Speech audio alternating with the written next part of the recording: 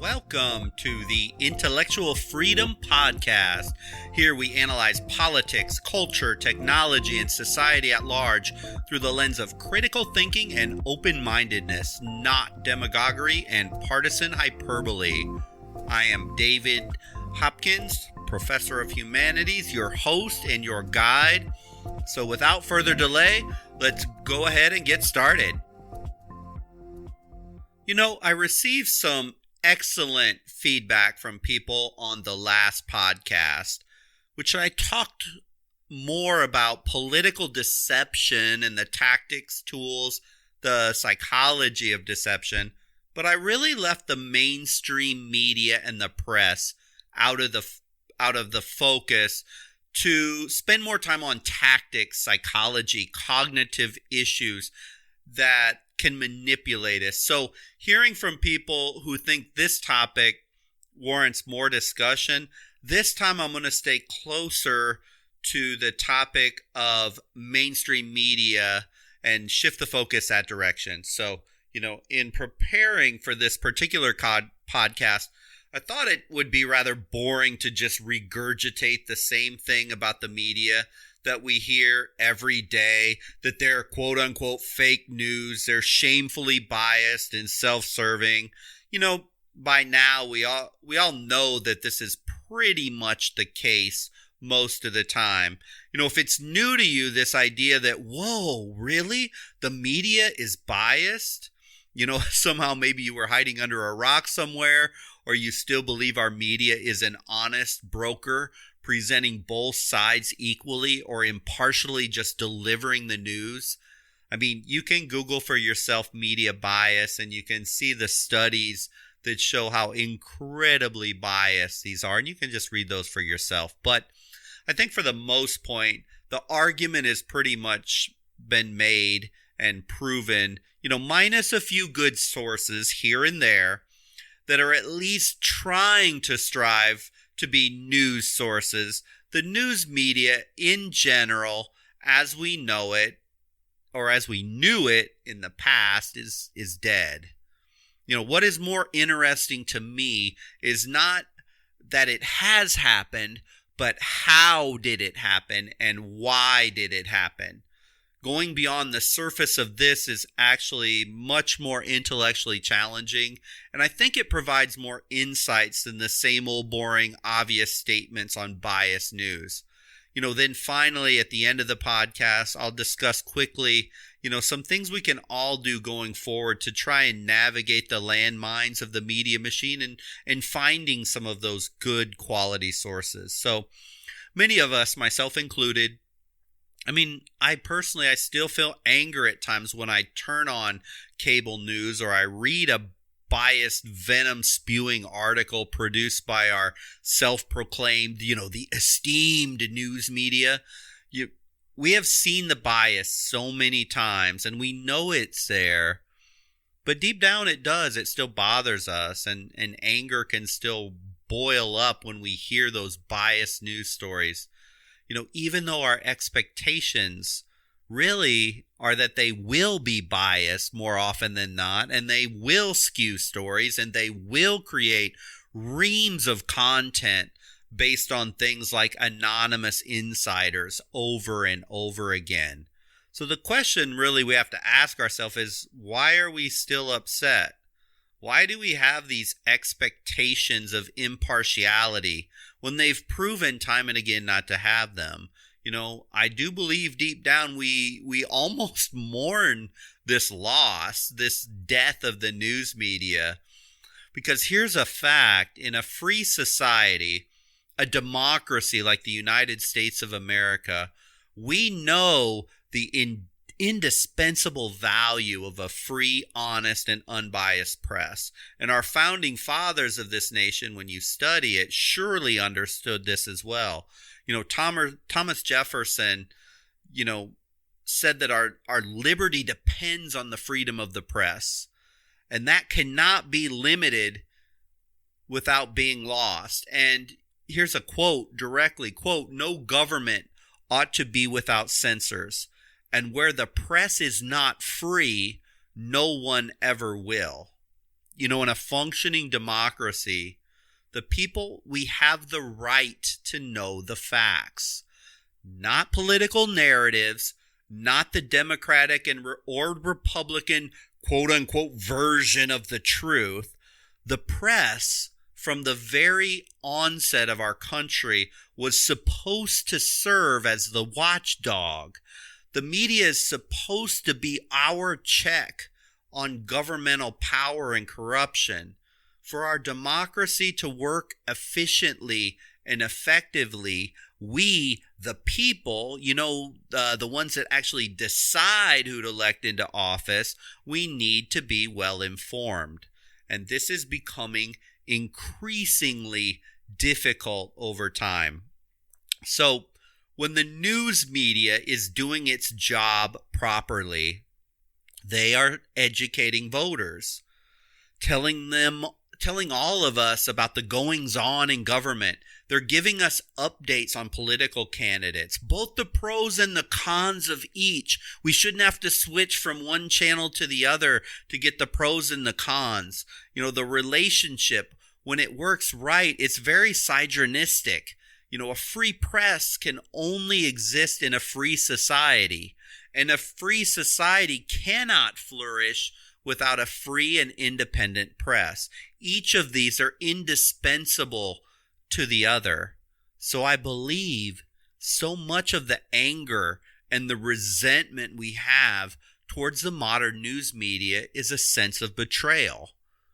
All of us have been betrayed or stabbed in the back at one time or another in our lives, and we know what it feels like.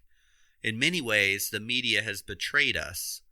We feel they violated our trust as they no longer do what they promised to do or what they were supposed to do. But even worse, they still attempt to look us square in the face and deny they are biased. Heck, even Fox News called itself the quote-unquote fair and balanced news broadcast. On the liberal side, the pundits look aghast. They're almost stunned when they are accused by Trump or others of being a mouthpiece for the far left. I mean, they literally can look in the camera and say, "What? Who, me? How dare you? I'm a respected member of the press." This relationship is tarnished, almost certainly, which I hope not, beyond repair at this point, without any major changes. And many people, they're just ticked off that our ability as citizens to make sound decisions and remain a functioning free democracy relies on them to deliver the news. We need news. We want news, but we want it without hyperbole.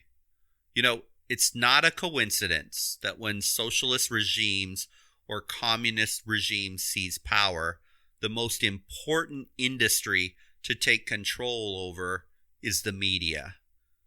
TV, radio, newspapers, and now the internet, they have to be controlled first and foremost.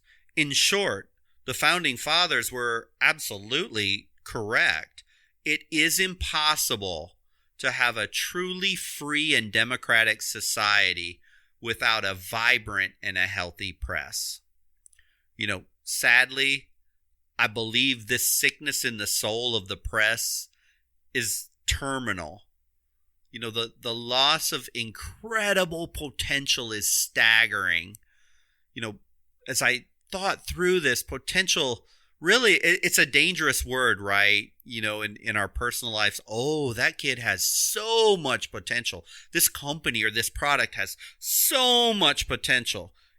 Too many kids or companies, they carry the weight of this heavy burden of potential heaped on their head.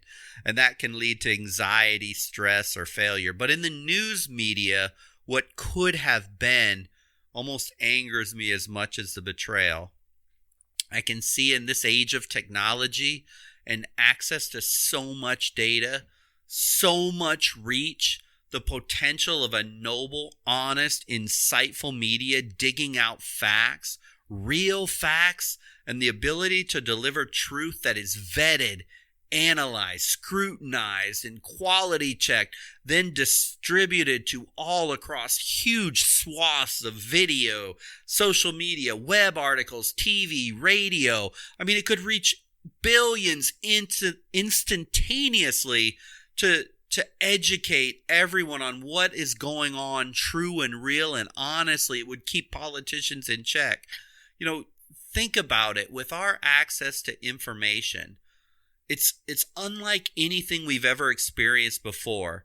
This power to spread truth, to keep the government in check, to weed out corporate corruption, to improve social and economic justice. I mean, the opportunity is so strong, but yet, if only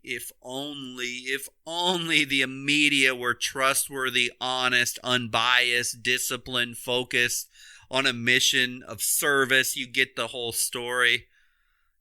It's hard to imagine the global impact on freedom of thought, freedom of expression, freedom in general that could have been. With this global revolution in technology, the media had the potential, if only they would have grabbed it. It could be one of the greatest, most profound forces of change and honesty and goodness in the world. Even in the sad, decrepit state that we're in right now, the media still wields power and influence. Imagine if they would have properly deployed themselves. But they didn't. They shrank from the task. They left that potential completely unfulfilled. They sold out. So instead, we now witness mainly angry, petty, biased peddlers. Many of them no better than gossip mongers, content with being a flock of sheep, all saying the same thing, all tweeting identical admonitions or praises in unison for their political biases, for their team. Their mental stability is childlike. They even become downright mean-spirited, and you can even hear the seething hate when they run across views that don't match their own views while interviewing the quote-unquote other side. Often their panel discussions, as they call them, are like a group of 2-year-old children squabbling and talking over each other. They destroyed over a century of trust. And we're not over this yet emotionally. It may be a little melodramatic, but, we're still rolling through the stages of grief on the death of this media. Denial, anger, bargaining, depression, acceptance. And you probably are somewhat like me. I can flip-flop across these stages of grief just real quickly, depending on the day and the story that I may happen to be exposed to.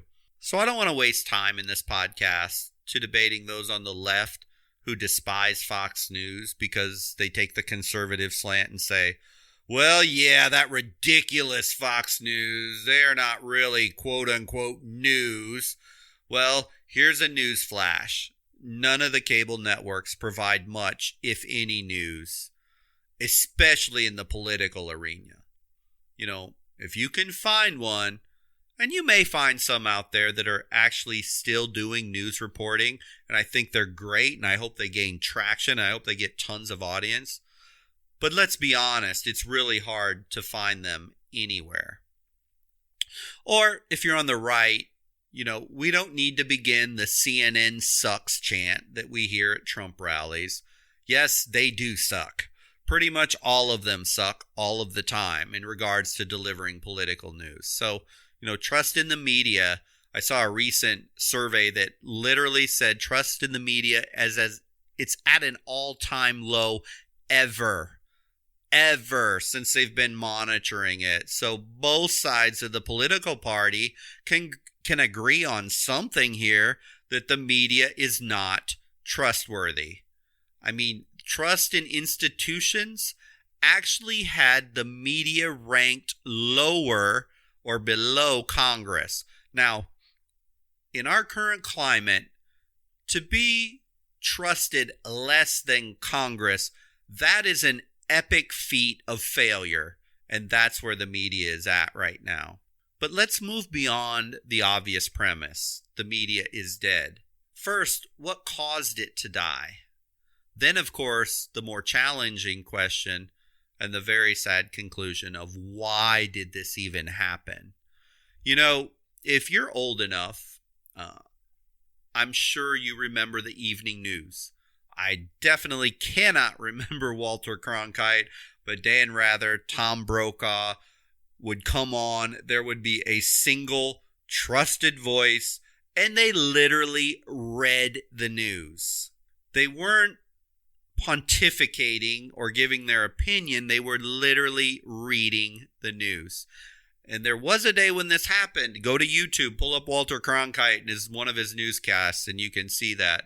So this lasted from basically the inception of television in the 1940s, and it made it all the way to the 80s. And the news broadcaster's job, not to give an opinion, not to raise a voice in anger, disgust, or joy. It was steady, objectively delivering the facts. That was the job.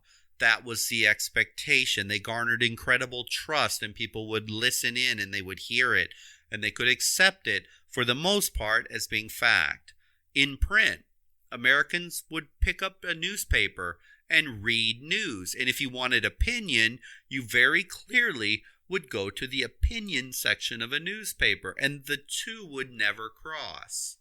You know, the convention still exists today of having the opinion pages, but basically opinion is now bleeding all across every single political news article that exists in the mainstream media today. And so let's look at what the three causes were. And you know, the first thing that actually happened, we can track this back, and it happened because of an innovation. And innovation happens or cultural changes are sparked by innovation.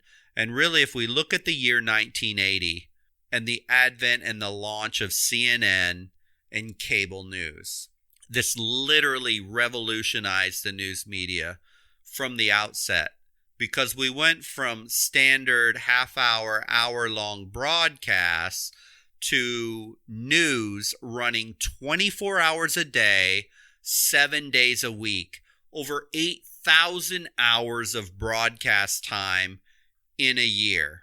And this was a huge innovation.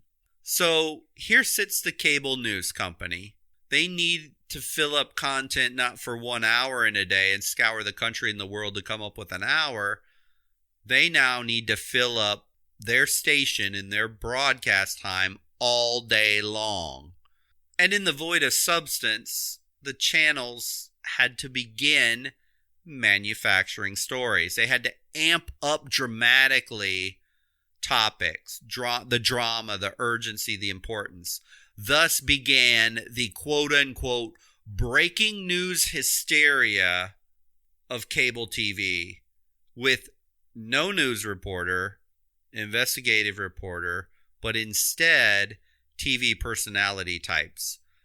And the ones that survive in this world, they were loudmouth, they're brash, they yell, they fight, they scream at each other. You know, having one news reporter read the news can take a few minutes.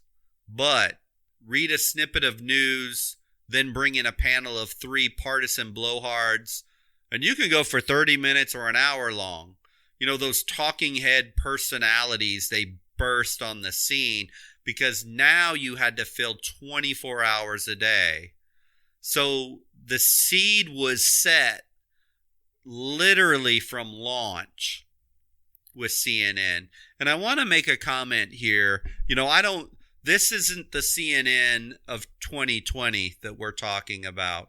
You know, really, CNN garnered incredible respect and trust from its launch. You know, just over the years, there's just been a steady decline due to not only this new format requiring a whole different business model, the investigative work, you know, properly vetting of sources to ensure accuracy. It really had to be thrown to the side because of expediency, as this type of reporting, It takes a lot of time to do that right. And in a 24-hour news cycle, quite frankly, there just isn't time. So producers scream, bring me news, any news. I need something. Bring me news with lots of drama. Bring me sensationalism. I want it hot. I want it angry. I want it bloody. I want it messy, whatever the case might be. And, real investigative journalists and the press, they just didn't fit in anymore. They were almost like dying dinosaurs.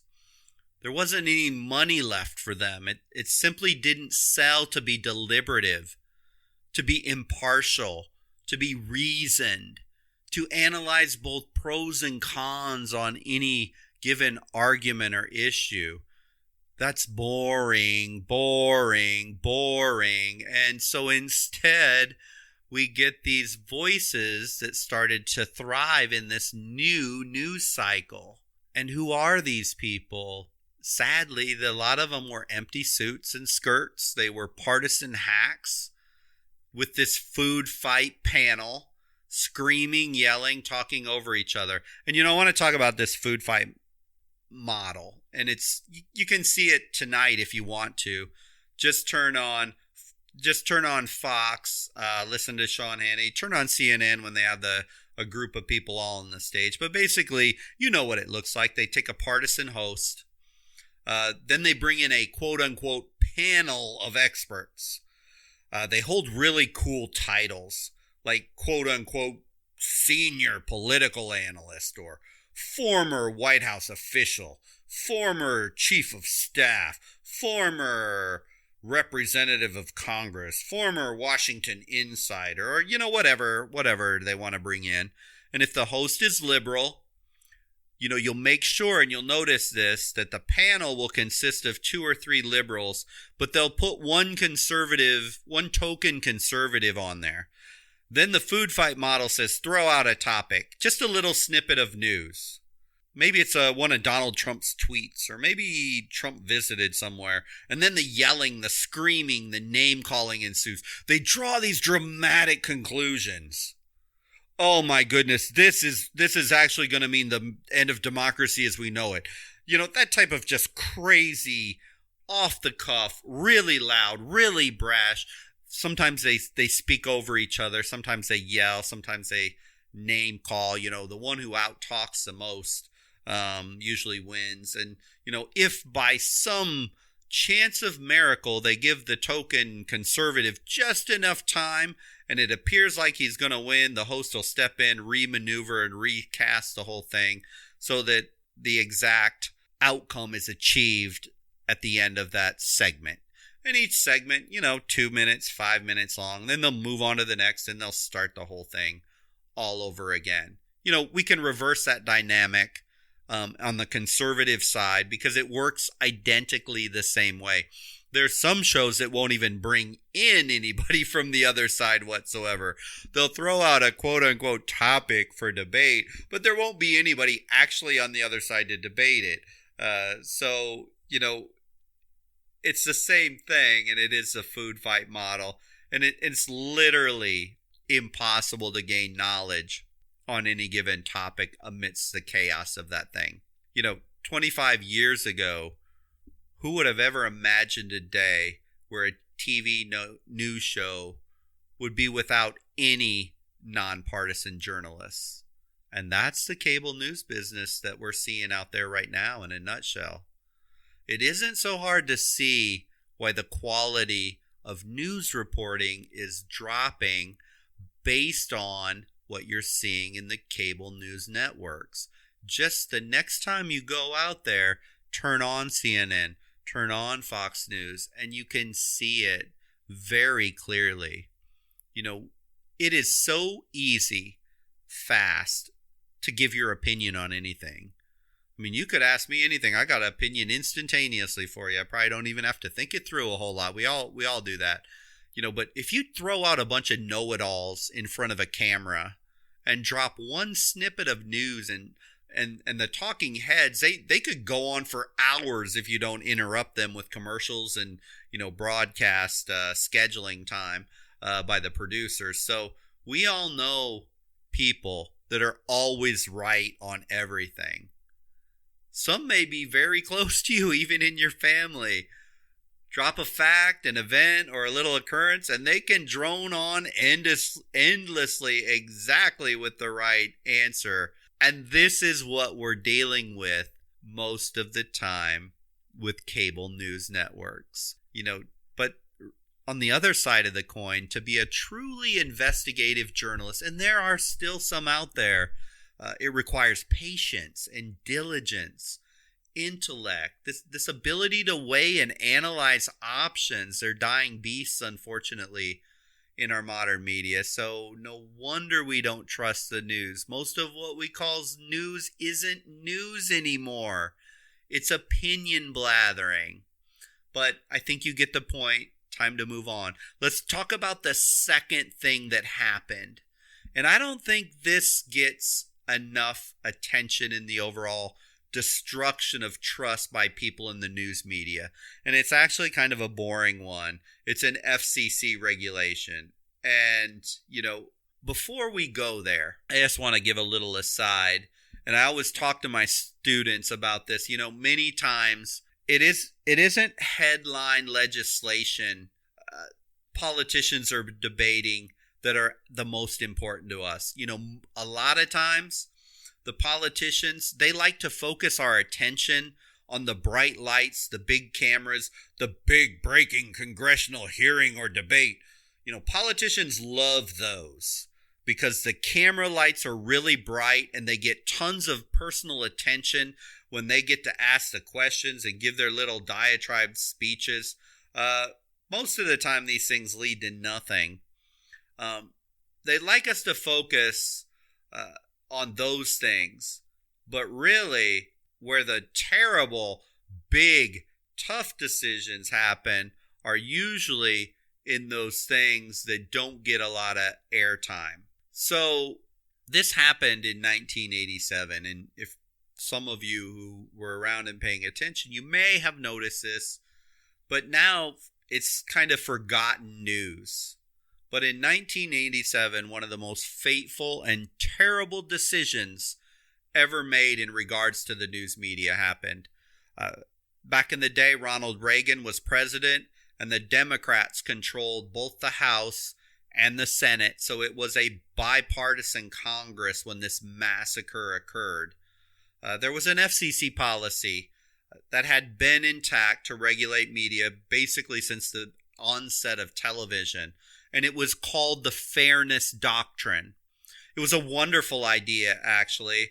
And all it did is it required the networks to provide balanced coverage of both sides of any controversial issue so that the viewers would have enough information to make up their own minds. I mean, what a great idea, right? Well, it was eliminated in 1987. I guess the idea of fairness didn't make sense in 1987. I don't know what exactly they were thinking, but the lobbying of Congress and the White House by cable TV was viciously intense from what I've read about this topic. And basically politicians caved and the FCC caved and they eliminated it. This left open the media to regulate itself and determine fairness on their own. I mean, this is actually laughable and funny how ridiculous and absurd the idea of the news media regulating itself to make sure they are fair, so they can deem themselves fair just by their own analysis of themselves. Oh my goodness. Talk about letting the wolves loose in the hen house. Many of us don't even realize what we, the American citizens, lost when this fairness doctrine was eliminated. And I'm sure in 1987 they had no clue the depths of where this would descend. But I want to actually just read for you the exact language from the doctrine. Quote, the doctrine imposes affirmative responsibilities on a broadcaster to provide coverage of issues of public importance that is adequate and fairly reflects differing viewpoints. In fulfilling its fairness doctrine obligations, a broadcaster must provide free time for the presentation of opposing views if a paid sponsor is unavailable, and must initiate programming on public issues if no one else seeks to do so. End quote. Wow. I think maybe the worst words on there for the businesses were free. In essence, getting rid of this doctrine, it killed the requirement of TV news to be impartial and balanced. And it isn't shocking, this changed everything. By 1996, we see the O'Reilly factor on Fox, and an explosion of these partisan, very in-your-face news broadcast opinion shows. And pretty much the stake was set in the ground. And it's went even further from there. The Sean Hannity show in 2001. Now I believe one of the most highly rated broadcasts and cable TV. Rachel Maddow in 2008 on the far left side. And now major swaths of CNN and Fox News devote incredible amounts of time to these opinion-based shows that take news items or alleged news items, and they talk about them with fire, emotion, and fear. What was the third thing? I want to talk about the internet. And by the mid-1990s, I guess you could say the internet was becoming mainstreamed. And the explosion of online connectivity and consumers, moving to get news online, made it even worse for the mainstream media as we progress all up until around 2010. Now, I saw some really recent numbers of where people get their news online, and the numbers are staggering. 90% of people now get their news, their political news, online. Reddit, Facebook, online sources of every kind of ilk, personal blogs. We're almost certainly not going back to the old school. Just like TV knocked out radio, the internet is knocking out cable news and traditional TV as the dominant force in how we get our political news. The internet's influence doesn't end just on the edge of the computer screen either. As people's minds become more attuned to the instantaneous worlds of social media blogs and personal websites, it's caused traditional media to try and adapt to this new audience's expectations and their lowered attention spans. I talked about this lowered attention span in the 13th podcast. Sadly, Americans are becoming more accustomed to fast, short, dumbed down, abbreviated, just exactly like they get online, as well as the mass media and accommodating them. So television programs, they're adding text scrolls and pop-up ads, and magazines and newspapers, they're shortening down their articles. They're introducing these capsule summaries, and they're crowd their pages with easy-to-browse info snippets. The USA Today is very famous for that. Even cable news interviews. If you watch cable news, they usually will only interview someone for 2 to 3 minutes. And just as they start to get into something really interesting and deep, they're moving on to the next breaking news. I just want to say right here, too, one of the things that drew me to do podcasting is the long format. I can talk to you. Eventually, I'm going to start bringing in some interviews here. I'm not delineated by time. I'm not delineated by space. I can just have an in-depth conversation with you without these quick hit, superficial shots. But back to the topic, when, in March of this year, a great example, the New York Times, they decided to devote the second and third pages of every single edition to article abstracts. The creator, Tom Bodkin, who's pretty famous in the New York Times, he explained that these quote-unquote shortcuts would give busy readers a quick taste of the day's news, sparing them the less efficient method of actually turning the pages and reading the articles. See, even these old media players, they have little choice but to try and play by the new media rules. The vaunted newspaper of record known as the New York Times, in its glory days, has now become like a Cliff Notes version for the attention span weaklings, skimming articles so fast that they can't even invest enough time to turn the pages. Goodness, is that silly or what? But in addition, how many news articles are just created by these, it's hard for me to call them reporters. I use the term loosely. Reporters who use Twitter grab a 160 character tweet and then they pontificate their opinion for 500 to 800 words and then hit publish. Sadly, this type of reporting seems to be the extent of most of journalistic inquiry in our modern world. Grab a snippet of a fact or a tweet or a soundbite. A lot of times you'll see things like, a large segment of the population is seething over X, Y, or Z, or Twitter is up in arms or enraged. Then surround it with opinion, partisanship, build a flamboyant title, and hit publish. Yet of course, the whole country isn't usually enraged or up in arms. There's only actually about 20% of the population in America actually use Twitter. And in regards to that population on Twitter, 10% of the users on Twitter produce 80% of the tweets. But hey, why worry about the details of being objective when you can just publish quickly, right? I don't know why this one annoys me the most. These reporters who taking a pulse of the nation based on superficial internet viral data, and then they pass it off as the country. Journalism professors, journalism deans, what in the world is going on in your schools?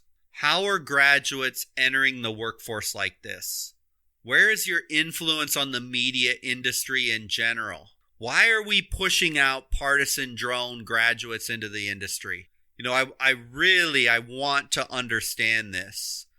Okay, I'm going to stop here on this one. I'm getting myself all worked up. Maybe I need to dig a little deeper myself, see what's happening in our journalism schools, that this is becoming acceptable more and more frequently. And I'm sure the issue's a lot more complex than I'm making it. But let me shift gears here. You nor I, we have to be who we are, and we cannot be who we are not. And it really comes across as fake and disingenuous when we don't do this. The internet has caused such a cataclysmic shift in news consumption. And the traditional press and news media, they're trying to recreate themselves and emulate the world of the web. Well, in doing this, they've made things much, much worse. And in essence, they've eroded their credibility, the very thing that made them trusted. Trying to be the internet is not working. Most people don't want the true and honest press to be like the internet. We want a deliberative, a rational, and a reasonable, nonpartisan press because it is important to have this. So in the end of this, I see three primary causes. Of course, there's more than this, and I've scratched the surface, but I think we can boil it down to three core ones. The first one is innovation happened. Cable news TV burst onto the scene, and it disrupted that traditional model of reading basic news at your 5 o'clock hour, your 6 o'clock hour, your weekend show. So innovation of 24-hour cable news. Number two, the elimination of the safeguard. That fairness doctrine going away in 1987 was just a dagger. It was a dagger in the heart of fairness, for sure. And then finally, this third innovation, the internet happened. Just like the internet happened and has disrupted so many different industries, it has disrupted our news media in ways that we still are struggling to understand. So these are the cultural and the political shift. But it still doesn't explain why. Why? We got the what's: innovation, elimination of the fairness doctrine, and then the internet. But it doesn't explain, why did the media get corrupted? This industry could have been expanding quality news coverage with the innovation and creation of cable TV instead of degrading it to reality TV show drama. Also, the elimination of the fairness doctrine did not have to mean all the news networks couldn't maintain a fair, ethical, and balanced standard of conduct. I mean, all of us, we have to continue to hold a certain moral code in our professional and our personal careers with government. I mean, we don't have to compromise, but the media did, and they went rogue with their partisanship. And then finally, the internet revolution, it didn't mean the industry had to make reporters lazy, haphazard, quickly publishing rubbish upon rubbish when they're called out on anything. They just simply post, oops, my bad, here's an edit, an apology, and move on and do it again and again and again. So this brings us to even a more difficult and important question. Why? Why in the world did it happen? I think it's almost easier to find the what, which we went over, and then harder to figure out why in the world did they do this. So why is vital? Why did this vital institution of democracy, did it decay into its current state? The answer, I believe, is incredibly simple. Money. You may think, oh, geez, that's it? Just money? I wanted something more juicy. I wanted you to say something like they let their liberal or conservative biases own them. But, let's trace the money of this industry.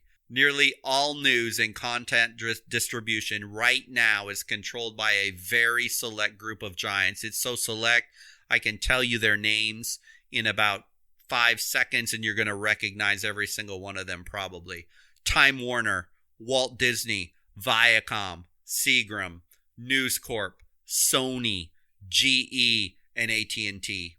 That's where pretty much all the news programming come from. So this is where you say, of course, it's the liberal CEO or the conservative CEO who just wants to do nothing but push out their agenda. Well, I mean, it is possible, and it could potentially play into it, but having worked in the stock market, following corporate America a long time, I doubt the CEOs see red or blue before they see green. I mean, nothing is more beautiful than the color of money to these corporations. And I highly doubt they would jeopardize their own personal... They would sacrifice the company being viable just so they can push out, some sort of an agenda. These major corporations, and I've read them and them, they have a very wide and a very broad financial interest in a wide variety of industries, including movies and music and alcoholic beverages and theme parks and professional sports franchises, telephone services, power plants, just they're huge. And just as the famous Michael Jordan quote, when someone tried to get him to take a political stance and why he doesn't get political, he made the very famous comment, quote, "Conservatives buy shoes too," end quote. So, the desire to earn profits in one area of the business might create conflict with the duty to provide fair and unbiased TV news coverage. The social justice crusades of the younger generations, put even more pressure on corporations to conform to the prevailing trends that they see out there. Public corporations, they always have a goal to turn a profit. And if they don't, CEOs lose their jobs, stockholders bail, and the company's viability is endangered. But more importantly than conforming to social pressures or conflicts of interest, with other business divisions, with these publicly traded companies owning the news, the purpose of the press and media has changed substantially and very dramatically. These corporations, these news agencies, these divisions of these massive conglomerates, they may never admit it publicly, but it is almost undeniable. So with publicly traded money-making mega corporations running the news agencies, it really stands to reason news would move from its early roots of serving the public, educating the population to make sound decisions in politics, to making money. Because if they don't make money, they don't exist. And this nuance is incredibly important. So let's just call it like it is. Right now in 2020, news is a commodity. The press and news media no longer have a primary goal of serving the people, keeping us informed, or being a gatekeeper to protect people against large institutions and the government corruption and lies. So what does it even mean that they're a commodity instead of serving the public? A commodity, it's just a product. It's a product we consume, and it's basically interchangeable with all the other news producers. Like sheep, they produce basically the same thing for consumption, each fighting to be the loudest, most entertaining, and capturing the most viewers. It operates almost like a sitcom, you could say. It's entertainment. I can sit down, watch Fox News, and if I want the conservative spin, I love to hear my opinion validated. Say these viewers of Fox News, and there will be some funny mean shots and name calling of the other side. It's great, says the conservative. And I can watch CNN if I want the same thing with a liberal spin. Or for the really hardcore who really like to be mad, they'll watch the other side. The conservative will turn on CNN just to get all riled up and angry. Very few people, if we're going to be honest, have a real expectation on true education when we watch the news. They want the drama, they want the reaction, they want the spin. So news is basically now a commodity. It's not a public service of education. The news media, they wield control over us until we understand that. Almost exclusively, news media is now entertainment. It is not news reporting. The days of being enraged and aghast when you hear the bias or you hear the slant, that really needs to just end. Once the purpose of the press and the media changed from its noble beginnings to working just to earn a buck, the landscape changed dramatically. The question is, will it be gone forever? And is this idea of an unbiased media now part of the history of our country? Well, if enough demand, enough open-minded, fair-minded people, not angry name-calling people, demanded it, would the people want or be willing to go back to that old school Walter Cronkite style of news? I think all of us would like to say we would, where we can get both sides in a very patient, investigative manner. But if I'm honest, I have my doubts. So in the one sense, these media conglomerates, they're serving up like a commodity does. And unfortunately, what the buyer demands is what we're getting right now. Humans and companies, they generally take the path of least resistance. And right now, that path is catering to very small, very specific demographics, and baby food feeding the partisan drivel. That's basically what most people want to hear. Issues are always complex, but I hope this gave you some insights beyond just ranting, the media is biased. I get so tired of hearing that. We already knew that. Understanding what happened, and one of the biggest reasons why it happened, give us a deeper perspective. And really, I hope it helps free us all from even worrying about it or being mad at it or stressed about it. So much anxiety with cable TV right now and news in general. Everything is designed to hype you up, anger you out. It's designed to just tweak on your emotions. And if we understand what happened and why it happened, it kind of chops the knees out from under them, and they won't have that same control over us anymore. There are still unbiased or relatively unbiased places to get news. They're really hard to find, and you actually have to search them out online. But if you Google impartial news sources, there are still some free, independent voices to consume political news. And I don't want to recommend any of them specifically. You can find them because I've seen them. And some of them are really good. They'll take a news article and then they'll take a fact or something going on, and they'll give a pro and a con, or a liberal or a conservative, and a Democrat and a Republican view. They'll lay them side by side, so then you can read the event and then read the analysis. So there's all kinds of sources out there.